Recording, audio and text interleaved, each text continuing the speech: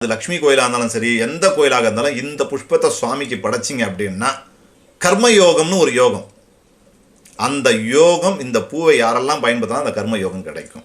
ரெண்டாவது, இந்த பூவை ஒரு நாளைக்கு 9 பூன்னு சொல்லி 48 நாளைக்கு தொடர்ந்து யார் தொடர்ந்து பூஜை செய்கிறாங்களோ அவர்கள் சிவலோகம் சென்று வந்ததற்கான பலன், அதாவது சிவலோகத்துக்கே போய் சிவனை தரிசனம் பண்ணிட்டு வந்தாங்க பாருங்க, அதற்கான பலன் கிடைக்கும்.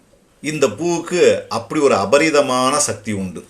அதே மாதிரி புத்திரபாக்கியம் இல்லாதவர்களுக்கு இந்த பூவை வச்சுன்னு சில பரிகார முறைகள் இருக்குது.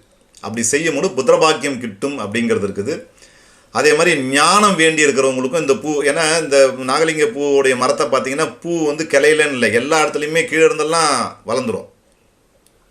அப்படி வந்து ஒரு அபூர்வமாக இருக்கும் பாருங்கள் இந்த மரம். இன்னொன்று நிறைய இடத்துல இருக்காது, ஆனால் மார்க்கெட்டில் இப்போ கிடைக்குது, இந்த பூ கிடைக்குது. இதே மாதிரி